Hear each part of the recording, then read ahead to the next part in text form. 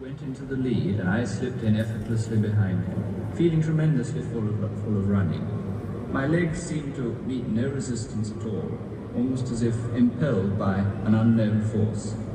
We seemed to be going so slowly. Impatiently, I shouted faster, but Brasher kept his head and didn't change the pace.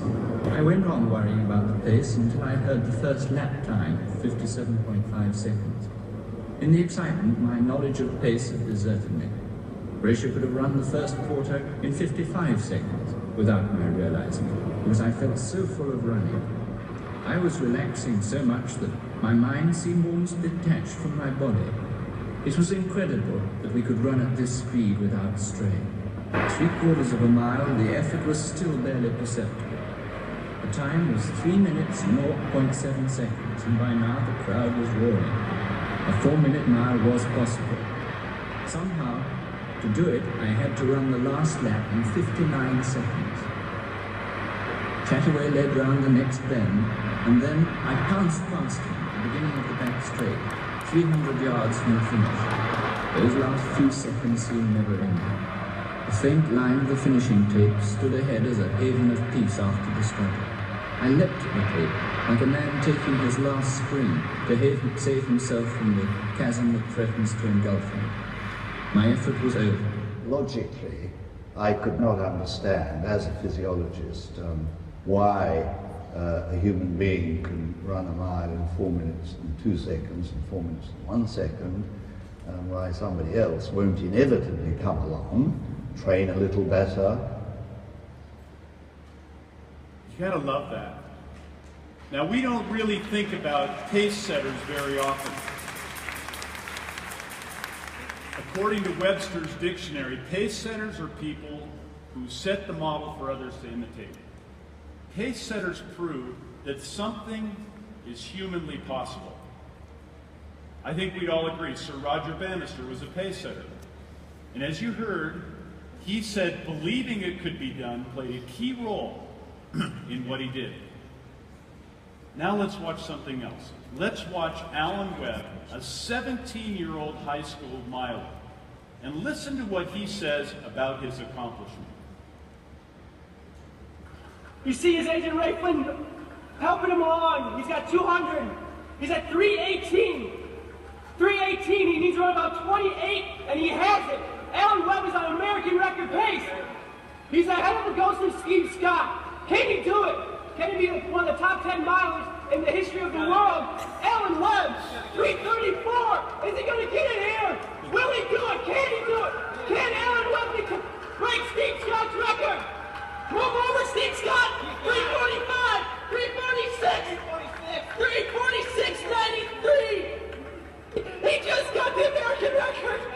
I got a little excited there. Alan Webb, the American record holder. America's been waiting 25 years for this. What do you do to him? I'm the fastest American to ever run the mile. What do you say to Steve Scott right now? Thanks for setting the bar, man. You made me reach for something I didn't think I could do.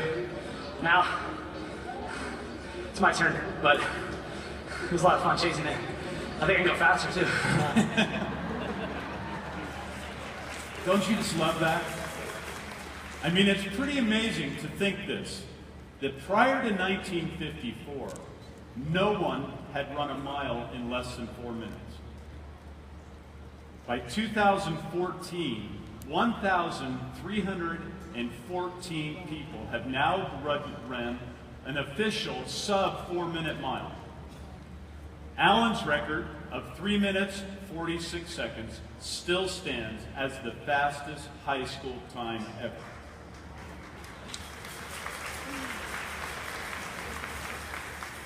Now, I've discovered, and I know you have too, that there is definitely a physical relationship between our mind and our performance. I've seen it in my own life, and I've seen it in your experience. You've heard a lot about those early days at Nu Skin so far this weekend. You heard from Sandy and Steve talk about the beginning of Nu Skin in 1984 with 18 amazing products which customers absolutely scrambled to get a hold of. And there was a compensation plan, well thought out. But here's the thing. The compensation plan in 1984 was unproven. Why? Because in 1984 there were no Blue Diamonds. There were no pace setters for Nu Skin yet. Then, Nu Skin was blessed with 3 amazing leaders. Clara McDermott, my mentor. Craig Tillotson and Craig Bryson, our founding distributors, who took a giant leap of faith, honestly, a giant leap of faith, to lead this field of a small, unproven startup skincare company called Nu Skin. Then it was Russ and Linda Carlin that proved that it could be done. Then John and Giselle Sexman, and Betty Sum.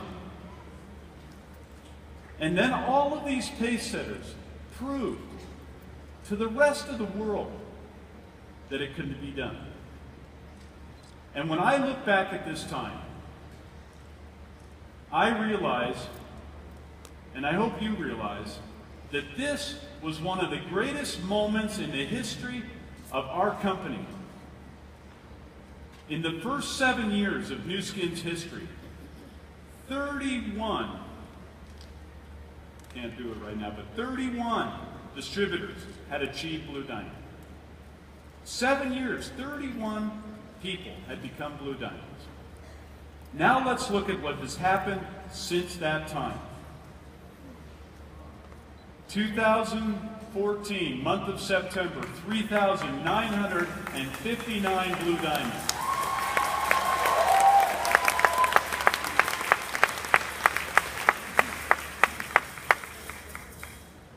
Now there have been plenty of great moments in the last 30 years. But I'm telling you that this moment in time, these leaders were the ones who set the pace for the rest of the world. Because they proved that it could be done. And I'm grateful that for 26 years, that I was blessed to be part of their support team when they showed what could be accomplished. In fact, for most of those leaders, I was their personal account manager.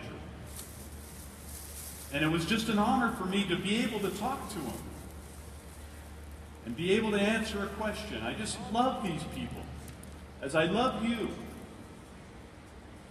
Now, every once in a while, as I travel around, I'll hear the word luck used in conjunction with early leaders and with all Blue Diamonds, but particularly with these early leaders.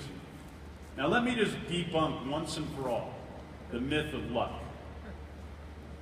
Luck is not a word that has any relationship to what anyone has achieved in Nu Skin or a success in anything in life. And I love what Thomas Jefferson said about luck. He said, I'm a great believer in luck. I find that the harder I work, the more of it I have. Now, those early leaders worked incredibly hard. They were frustrated at every turn. And if you think there were no critics back then, there were critics every place. And the materials they used, oh my gosh. They were state-of-the-art back in the 1980s, but we look at them and go, where did we pull those antiques from? Russ and Linda Carlin, my good friends from Las Vegas, Nevada, perfected the art of the video pass-out. I know a lot of you remember. The Carlins spent tens of thousands of dollars sending out videos to anyone who would listen. Now take a look at one of the videos they were sending out at the time. I searched all over for this, and thank you, Connie Johnson. This video is called The Opportunity of a Lifetime. I'm only going to show you a short clip because most of it we can't show anymore because we got lawyers in the room.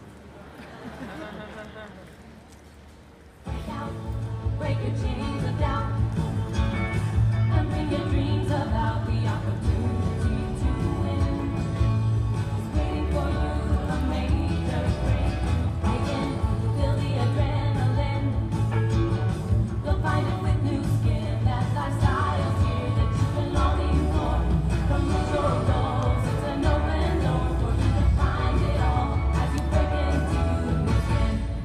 like to welcome you to the company that is becoming synonymous with all these things, along with providing a youthful-looking complexion.